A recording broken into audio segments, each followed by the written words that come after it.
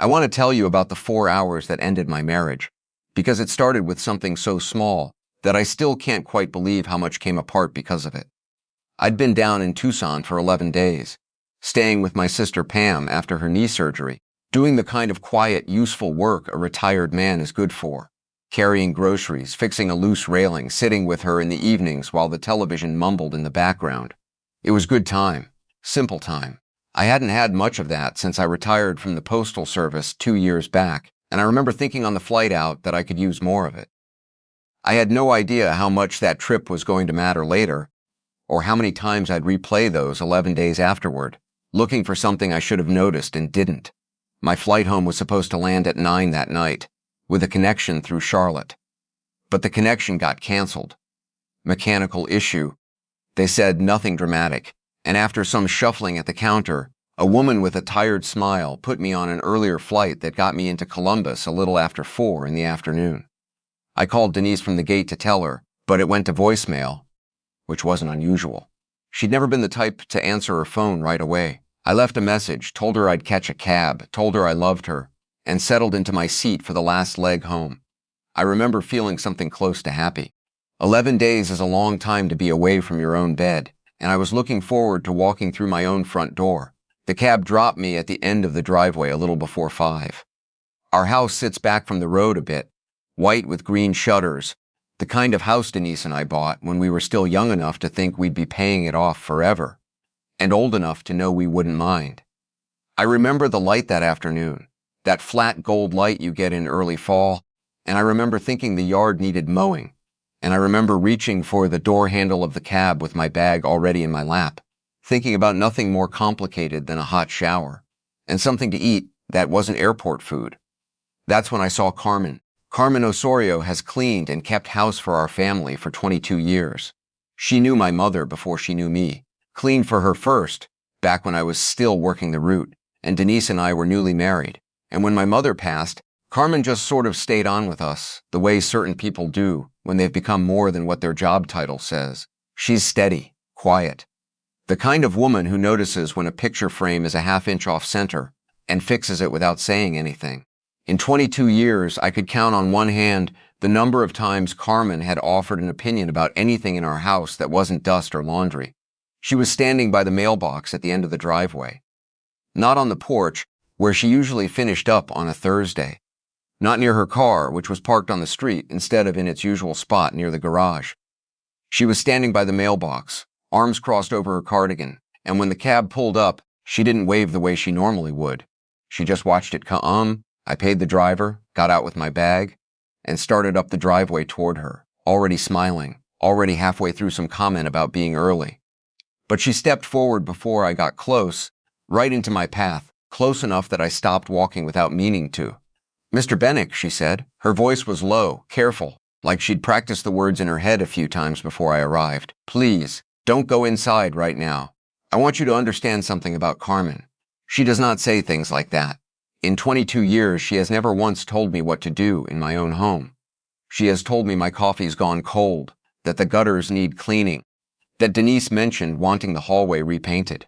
She has never told me not to go inside my own house." I stood there for a second with my bag still on my shoulder, looking at her face, and I felt something shift in my chest that I didn't have a name for yet. Not fear exactly, more like the moment right before you step off a curb and realize the ground isn't where you thought it was. "Carmen," I said, "what's going on?" She looked past me, toward the house, and then back at me, and for a moment I thought she was going to tell me. Her mouth opened slightly, but then she just shook her head, just barely, and said, "I think you should call Julia first. Just talk to Julia before you go in. Julia is our daughter, 28 years old, works in insurance claims over in Dublin, calls her mother more than she calls me, which has never bothered me because that's just how it's always been between them." The idea that Carmen wanted me to call Julia before walking into my own house on an ordinary Thursday afternoon after 11 ordinary days in Tucson didn't make any sense to me. None of it made sense. And I want to be honest with you, I didn't listen to her right away. I stood in that driveway a long moment, looking at the house I'd lived in for over 30 years, feeling for the first time, in longer than I could remember, like I didn't actually know what was on the other side of that door. Carmen didn't say anything else. She just stood there, watching me with an expression I couldn't quite place, somewhere between worry and something closer to guilt, though I didn't understand the guilt part until much later. I told her I'd be fine, that I was sure it was nothing, and I started walking toward the house anyway. But my legs felt strange under me, and somewhere between the mailbox and the front porch, my mind did what minds do when they're trying to avoid something. It wandered backward, into the past, into a version of my life that felt safer to think about than whatever was waiting behind that door. I thought about 1994, the year the Postal Service offered me a transfer to a regional hub outside Pittsburgh. It was a good offer. More money, a real shot at a supervisor position down the line. The kind of opportunity a 30-year-old mail carrier doesn't turn down without a reason. But Denise and I had only been married 2 years, and she cried the night I brought it up, said she couldn't leave her mother, couldn't leave her sisters, couldn't start over somewhere she didn't know a single soul.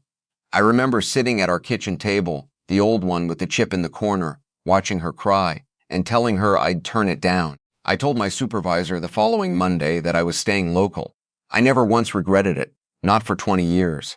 I built a good life on that same route, knew every house on it, knew people's names and their dogs' names, and when their kids left for college.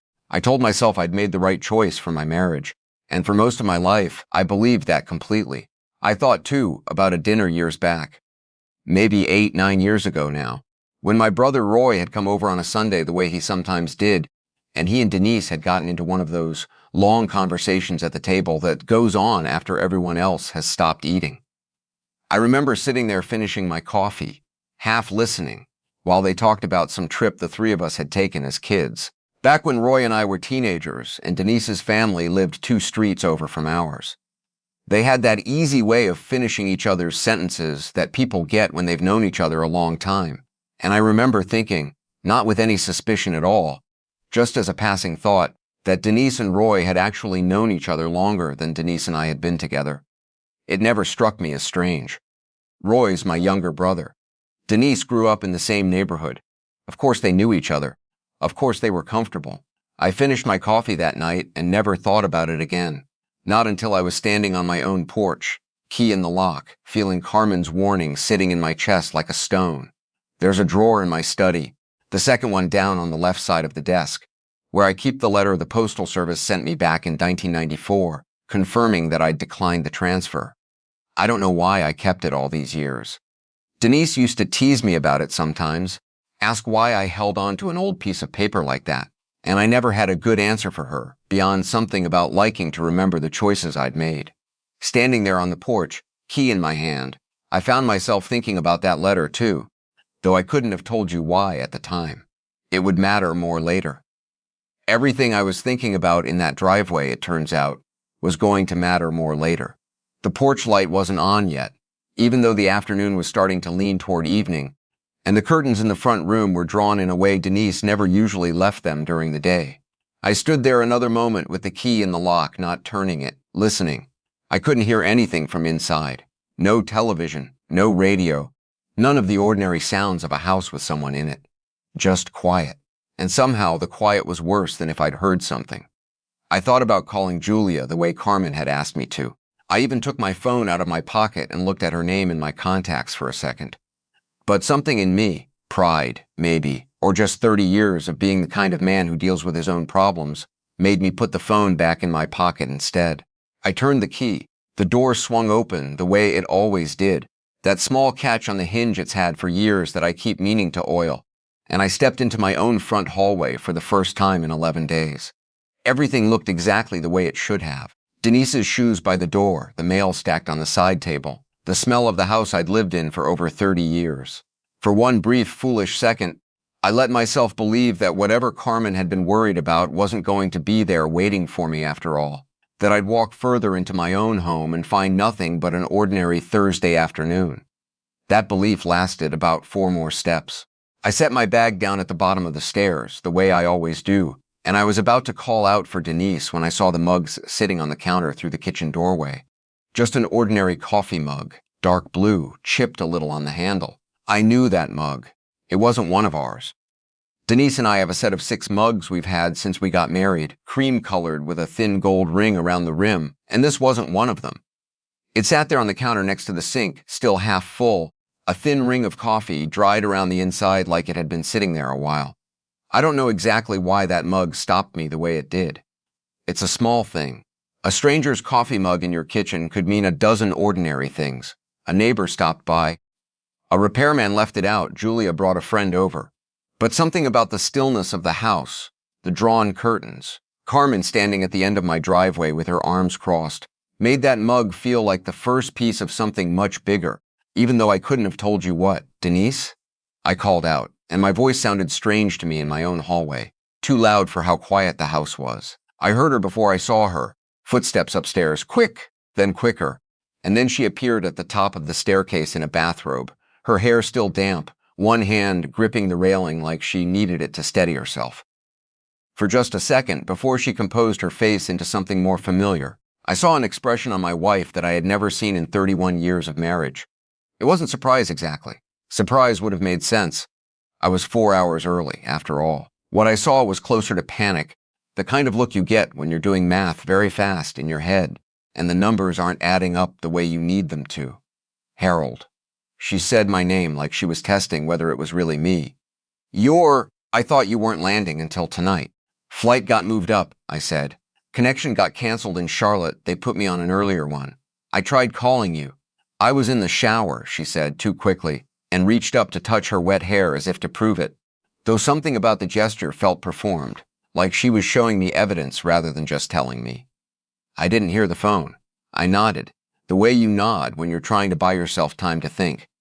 I looked past her, toward the hallway that led to the guest room, and then back at the mug on the counter.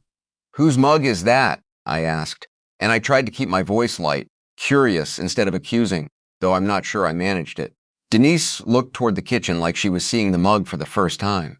Oh, that's Roy stopped by earlier. He was dropping off that ladder you two share for the gutters. I made him coffee. He didn't stay long. It was a reasonable answer. Roy and I did share a ladder, an old aluminum extension, one that lived in his garage most of the year, since he had more room for it than I did. There was nothing strange on its face about my brother stopping by to drop off a ladder while I was out of town, or about my wife making him a cup of coffee while he did it. I want to be fair about this, looking back. In that moment, I believed her. Or maybe I wanted to believe her, which isn't quite the same thing but felt like it at the time. But then, as she came down the stairs, tightening the belt of her robe, her phone buzzed on the side table by the door where she must have left it, and I glanced down at it without thinking, the way you do when a phone lights up near you. I only caught a piece of the notification before the screen went dark again. A name, R, and a few words I couldn't fully read, something about he's early, before Denise's hand came down over the phone and slid it into her robe pocket in one smooth motion, like she'd done it 1,000 times before. Work stuff, she said, not quite meeting my eyes. I didn't say anything. I want to tell you I had some sharp response ready, some clear-eyed accusation, but the truth is I just stood there in my own front hallway, feeling something cold settle into my stomach, the kind of cold that doesn't come from a single piece of evidence, but from a pattern you're only just starting to see the shape of.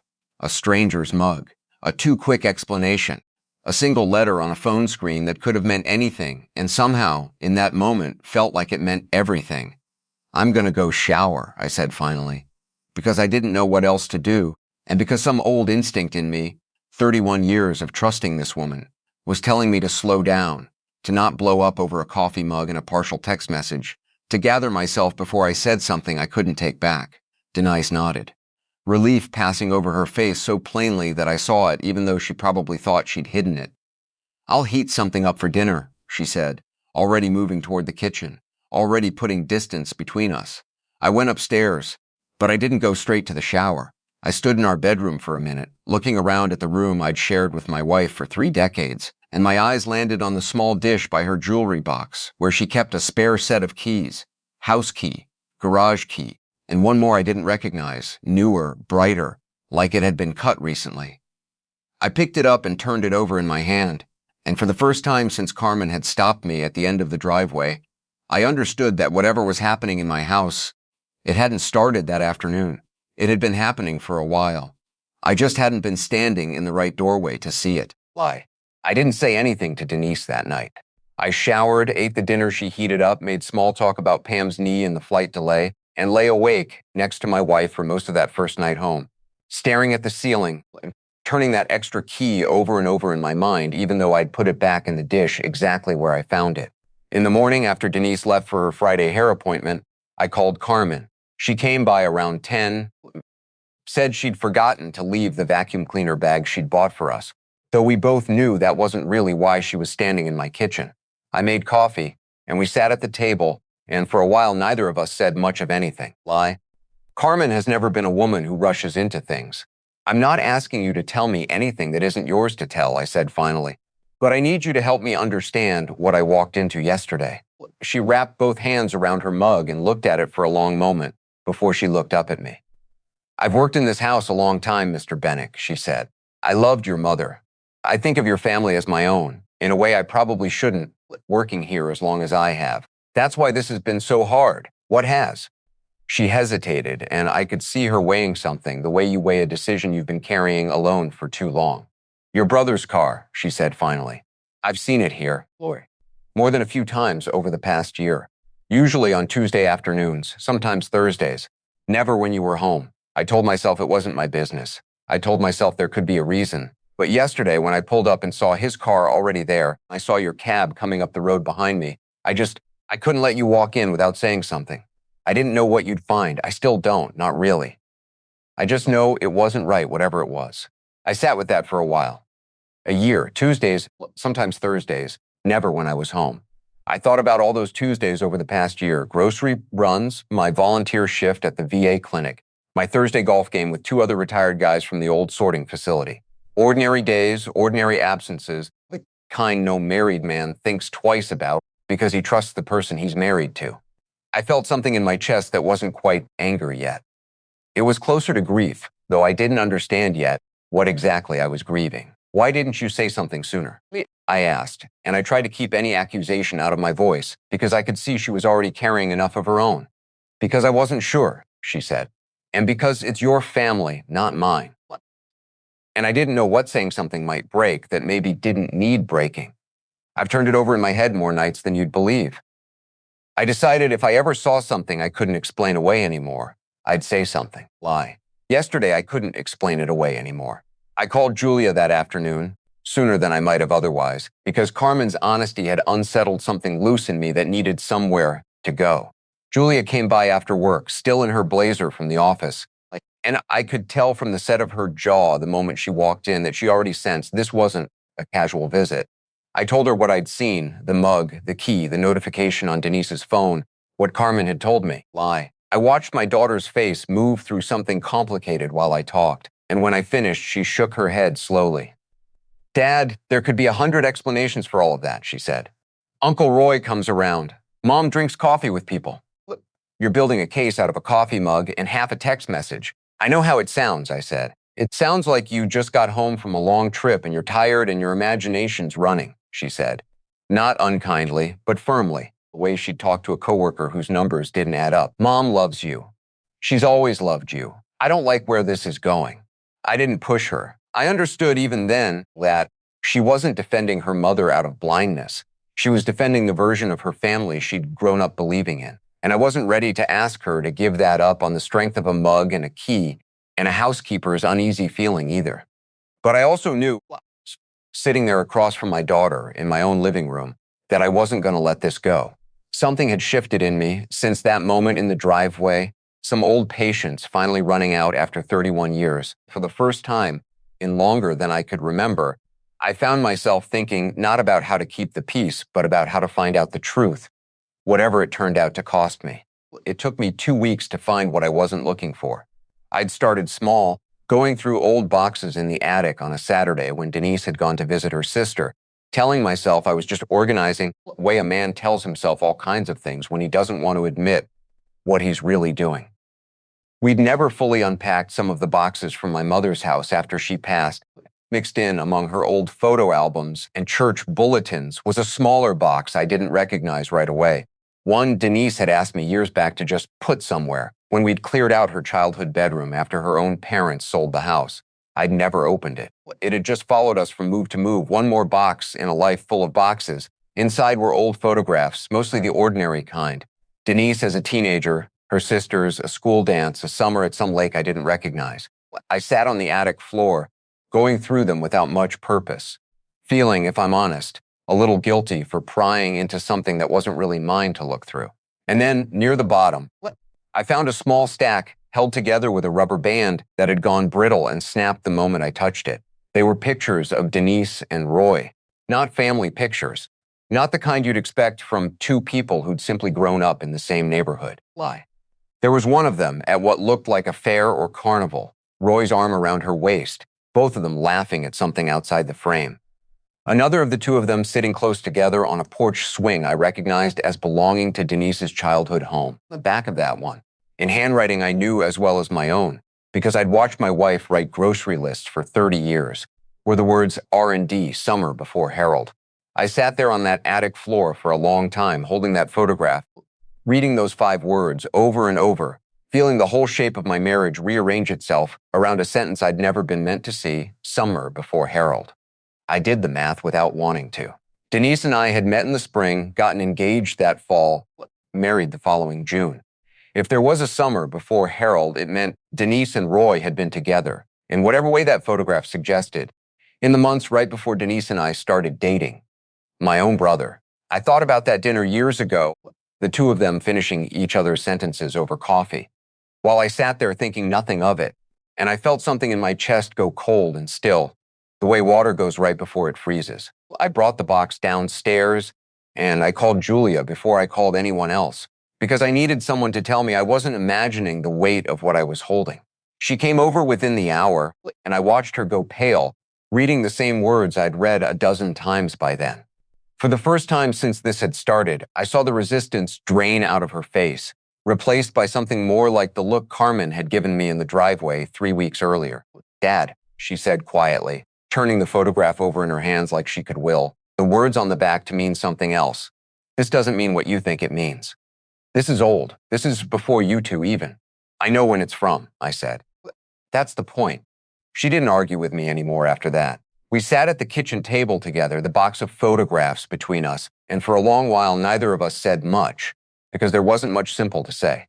My marriage, the one I'd given up a career opportunity to protect, the one I'd built 31 years of trust around, had apparently started with something already broken inside it, something I'd never had a chance to know about because nobody had ever told me. I thought about that dinner conversation again. Roy and Denise finishing each other's sentences, and I understood now that I hadn't been imagining a closeness that came from growing up 2 streets apart. I'd been watching 2 people who already had a history I knew nothing about, sitting at my own table, comfortable in a way that had nothing to do with family. What are you going to do? Julia asked me finally, and I heard in her voice that she already understood. There was no going back to where we'd been 3 weeks earlier, no explaining this away with a ladder and a cup of coffee. I looked at the photograph one more time before I set it down. Lost of mine. "I'm going to find out how much of my life I've had wrong," I said, "and then I'm going to figure out what to do about it."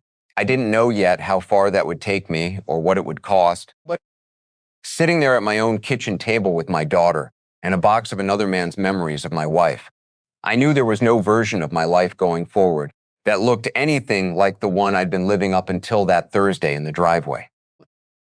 It was Julia's idea to start with the bank statements, and I'm grateful for that, because I don't think I would have known where to begin on my own. She'd spent her whole career reading numbers for a living, finding the small inconsistencies that told bigger stories, and she brought that same patience to our kitchen table over the next several evenings, while Denise thought her daughter was just coming by more often to visit. We started with the joint retirement account, the one Denise and I had built together over 20 years, the one I'd always assumed was exactly what it said it was. Joint shared, the ours. Julia pulled up what she could through the online portal, and at first everything looked ordinary. Deposits from my pension, modest and steady. Some growth from the investments. Nothing that jumped out, but Julia kept scrolling backward, month by month, and about 40 minutes in, she went quiet in a way that made me set down my coffee. "Dad," she said, turning the laptop toward me, "look at this." There was a recurring transfer, small at first, $300 a month, going back nearly 4 years, listed simply as transfer, external. It had grown over time. 300 became 500, and 18 months ago it had jumped to $1,100 a month, steady as a heartbeat. going out to an account number I didn't recognize. I'd never noticed it.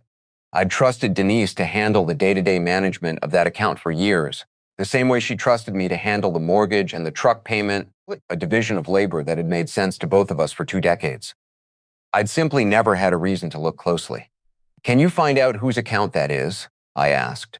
Julia couldn't, not directly, not without more information than the portal gave her. But she had a friend from college, a woman named Ellen, who worked as a loan officer at a credit union 2 towns over, and Julia called her that same night, careful and vague about the details, asking only general questions about how someone might trace a routing number to a bank without violating anyone's privacy. 2 days later, Julia came back with an answer that didn't surprise me nearly as much as it should have.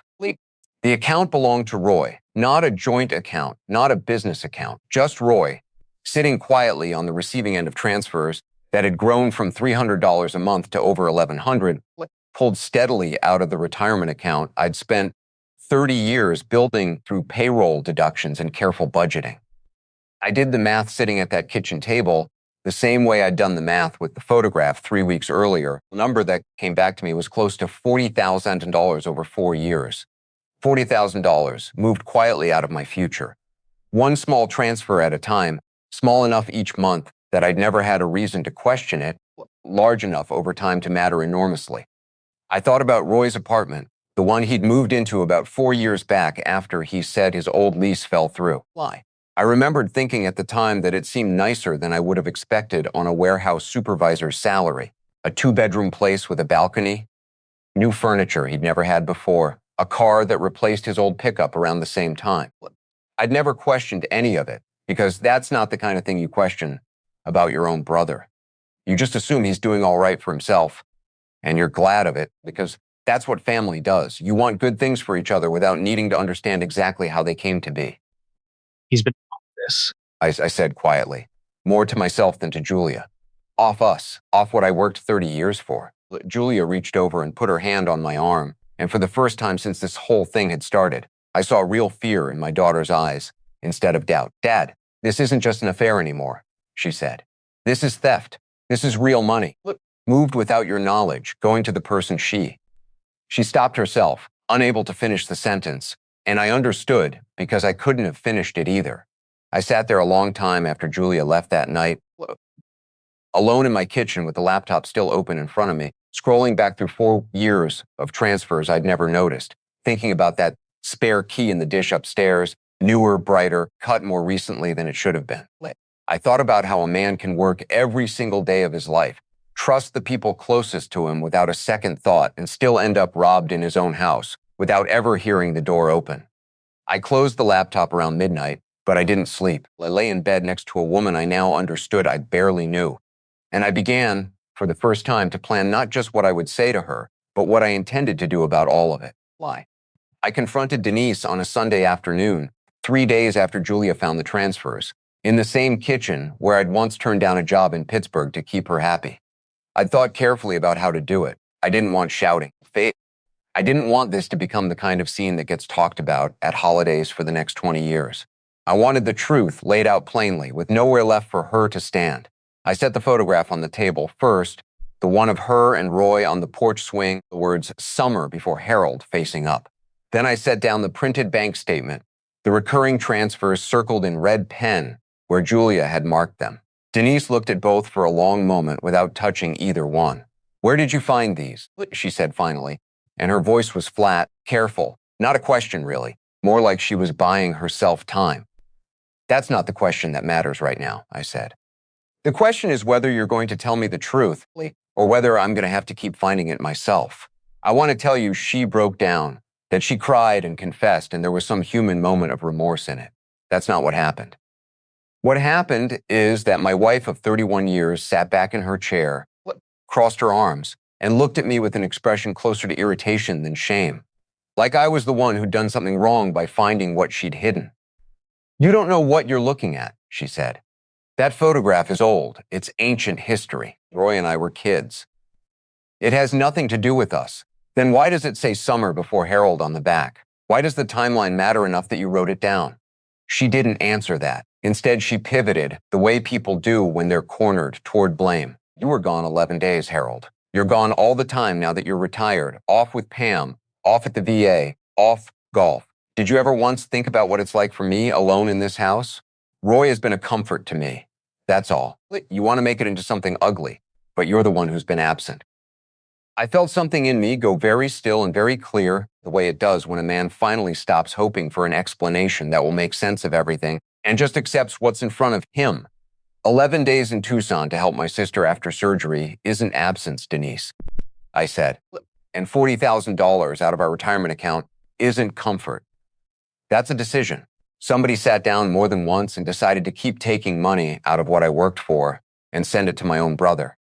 That's not something that happens because I played too much golf. For the first time, something in her face flickered, some crack in the composure, and what came out of it wasn't remorse. It was closer to panic, the same look I'd seen at the top of the stairs 3 weeks earlier. It's not what you think, she said. The money, Roy needed help, that's all, after his divorce, and I didn't think you'd understand, so I just handled it myself, the way I handle a lot of things. I was going to tell you eventually. 18 months ago, it more than doubled, I said. That's not a brother needing a little help after a divorce, that's a pattern. And Carmen told me she's seen his car here for a year, Tuesdays and sometimes Thursdays, never when I'm home. Is that also something you were going to tell me eventually? That's when I understood how deep it went, because instead of denying it, Denise's face went hard in a way I'd rarely seen in 3 decades of marriage. Carmen should mind her own business, she said. She works for us, Harold. She doesn't get to decide what's right for this family. She's the only one in this house who's been honest with me in 3 weeks, I said. And I meant it more than anything I'd said since I walked through that door on that Thursday afternoon. Denise didn't apologize. She didn't reach for me, didn't try to explain herself further, didn't do any of the things I think some smaller, more hopeful part of me had still been waiting for, even as I sat there with the evidence spread across the table between us. Instead, she stood up, gathered the photograph and the bank statement like she still had some claim to control what happened to them, and said, I need some time to think, before walking upstairs and closing our bedroom door behind her, the same door I'd stood outside of on the night I got home, wondering what I'd find on the other side of it. I sat alone at the kitchen table for a long time after that, in the quiet of a house that no longer felt like mine. I thought about the transfer letter in my desk drawer, the one from 1994, the choice I'd made to stay for a marriage that, it turned out, had never been fully honest with me from the very beginning. I didn't feel the anger I expected to feel. What I felt instead was something closer to clarity, a strange, calm certainty that whatever happened next, I wasn't going to spend the rest of my life waiting for an explanation that was never going to come. I picked up my phone and called Julia, and then, after a moment's hesitation, I called a lawyer whose name I'd gotten from a friend at the VA clinic, a man who specialized, among other things, in exactly the kind of situation I now found myself in. The lawyer's name was Frank Delgado, and I met with him that Wednesday in a small office above a dry cleaner's on Main Street, the kind of unremarkable place that made me trust him more, not less. I brought everything, the photograph, the printed statements Julia had marked up, a notebook where I'd started writing down dates, times anything Carmen had told me I could confirm on my own calendar. Frank listened without interrupting, the way a good doctor listens before he tells you what's wrong with you, and when I finished, he leaned back in his chair and told me plainly that what I was describing wasn't just grounds for divorce. Why? If the money had truly been moved out of a joint account without my knowledge or consent, that was something a court would take seriously, and depending on how the house and other assets were titled, I might have more protection than I realized. That conversation changed something in me. Up until that point, I'd been a man reacting to a warning in a driveway, to a photograph in an attic, to numbers on a screen. Sitting in Frank's office, I became something else, a man with a plan. Over the next 2 weeks, I did the quiet, unglamorous work of protecting what was mine. Frank helped me understand exactly what accounts were solely in my name and which were joint, and where I had leverage and where I didn't.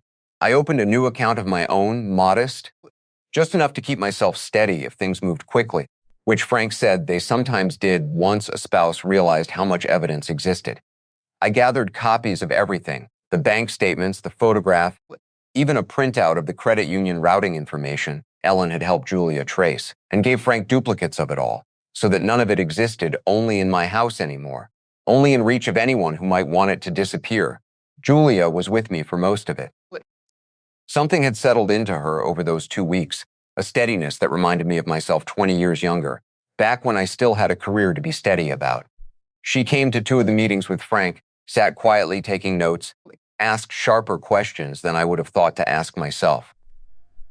One evening, after we left Frank's office together, she turned to me in the parking lot and said, "I keep thinking about all the years I defended her without even knowing what I was defending."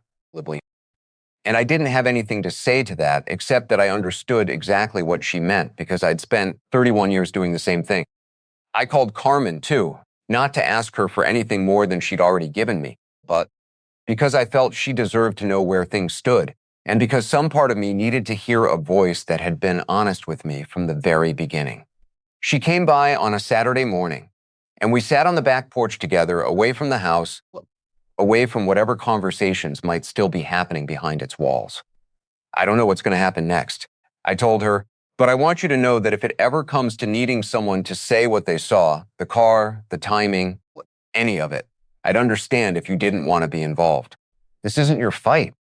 Carmen was quiet for a moment, looking out at the yard the way she used to look at her room before deciding how to clean it, taking in the whole of something before deciding where to start. "Your mother used to tell me that the truth doesn't need much help," she said finally. "It just needs someone willing to say it out loud. I've stayed quiet in this house for a long time, Mr. Bennick, like longer than I'm proud of. If it comes to it, I'll say what I saw. You don't need to protect me from that." That evening, after Carmen left, I went up to my study and opened the second drawer on the left side of my desk, the one where I'd kept that old transfer letter from 1994 for over 30 years. I read it again for the first time in a long while, my own younger handwriting in the margin, where I'd once noted the date I turned the offer down. For years, I'd thought of that letter as proof of what I'd given up for my marriage, a quiet reminder of a sacrifice I'd made and never fully been thanked for. Sitting there that night, I understood it differently. I hadn't given up a career for a marriage. I'd given it up for a version of my life I believed was true, built on trust I had every reason to extend and no reason at the time to question. The sacrifice was real. It just hadn't gone where I always thought it had. I folded the letter back along its old creases and put it back in the drawer. Not because I regretted the choice I'd made in 1994, but because I finally understood, sitting there with everything Frank and Julia and Carmen had helped me gather, I wasn't going to spend the next 30 years making the same kind of choice out of the same kind of blind loyalty. Whatever came next, I intended to walk into it with my eyes open, for the first time in longer than I wanted to admit. Frank had told me that once I had everything documented, the most important decision left was how, not whether, to bring it out into the open. I thought about that for several days. Part of me wanted to simply let the lawyers handle it quietly, through paperwork and filings, and never have to sit in a room with Denise and Roy together again. But I kept coming back to something Carmen had said on the porch that Saturday, that the truth doesn't need much help, it just needs someone willing to say it out loud. I decided I wanted to be that someone, one time, in front of the people who mattered, so that nobody in this family could ever say later that they didn't understand exactly what had happened and why. I asked Julia to arrange it since she was still, technically, speaking to her mother. I told her to say only that I wanted to sit down as a family to discuss next steps, which wasn't a lie, even if it left out most of the truth. I asked that Roy be there too. Denise resisted at first, Julia told me, but when Julia said plainly that this was happening, whether Roy chose to be present for it or not, Denise gave in. I think some part of her still believed even then that she could manage the room the way she'd managed so much else over the past 4 years. We sat in the living room on a Sunday evening, the same room where Roy had spent countless ordinary Sunday dinners over the years, laughing at the same table, staying late over coffee. Denise sat stiffly on the edge of the sofa. Roy sat across from her, unable to look at me directly, which told me more than anything he could have said. Julia sat beside me, and I noticed she'd brought a folder of her own, copies of everything we'd gathered, in case I needed her to speak to any of it. I didn't raise my voice. I'd promised myself that much, driving over the words in my head for days beforehand. I laid the photograph on the coffee table first, the porch swing, the handwriting on the back, and I watched Roy's face go pale in a way that told me he remembered exactly what that photograph was without needing to be told. Then I laid out the bank statements, the transfers circled in red, 4 years of numbers that told a plainer story than either of them had ever managed to tell me directly. "I know everything," I said. I know it started before Denise and I ever got married. I know it's continued the whole time since. And I know that over 4 years, more than $40,000 came out of my retirement account and went into yours, Roy, without my knowledge or my consent. Roy opened his mouth, some explanation half forming, but nothing came out that sounded like it would hold up against what was sitting on the table between us. Denise, to her credit, or perhaps just out of habit, tried once more to manage the moment. Harold, we can talk about this without dragging everyone into it, she said, glancing at Julia like she expected an ally there. Julia already knows everything, I said. She's known for weeks. She's the one who found the transfers.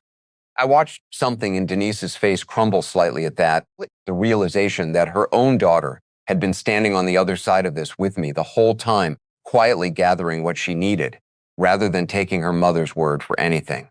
I'm not here to yell, I told them both. I'm past that, lyrically.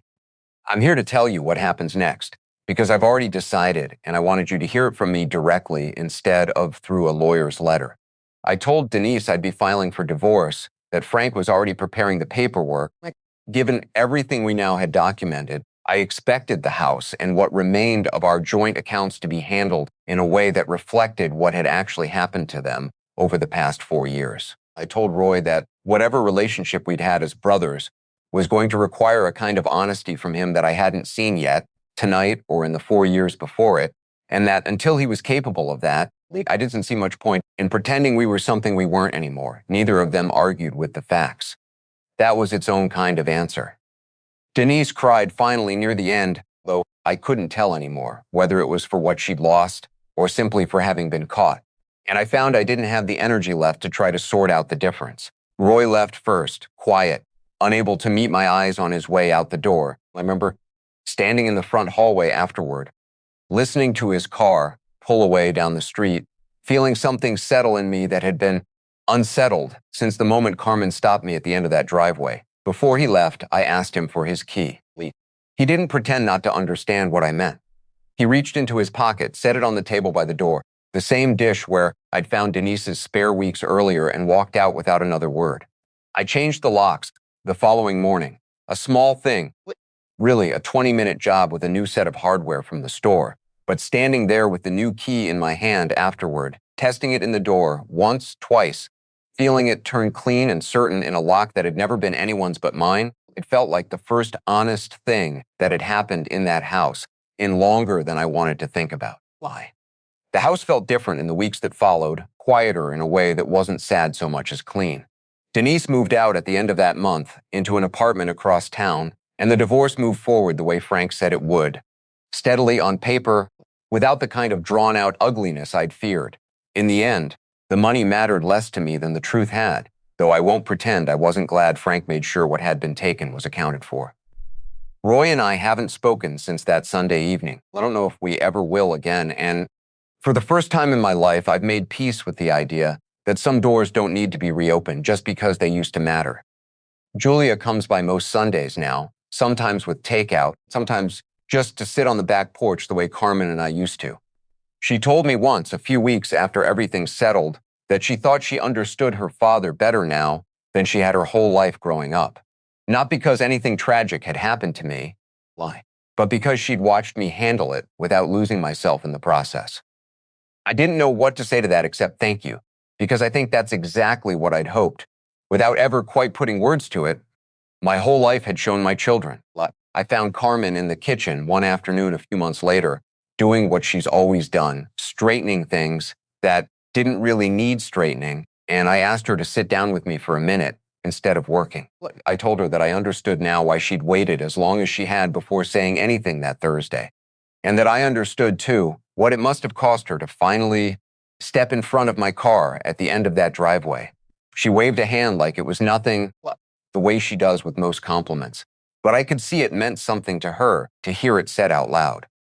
Your mother would be glad you finally know, she told me, and I believed her, because if there was one person in this whole story who'd never once lied to me, it was Carmen. I still keep that old transfer letter in the second drawer of my desk. I take it out sometimes, not out of regret, but because it reminds me of something I only understood clearly once everything else had fallen away. That the sacrifices I made in my life were real and worth something, even if they were never appreciated by the people I made them for. I don't need anyone else to tell me that anymore. I spent 31 years believing my worth in that marriage was something I had to keep proving. It took a housekeeper standing at the end of my driveway, 4 words spoken quietly on an ordinary Thursday afternoon, to finally show me I never had to prove it to anyone at all. Some evenings now, I sit out on that back porch by myself, coffee in hand, watching the light go gold over a yard I finally got around to mowing.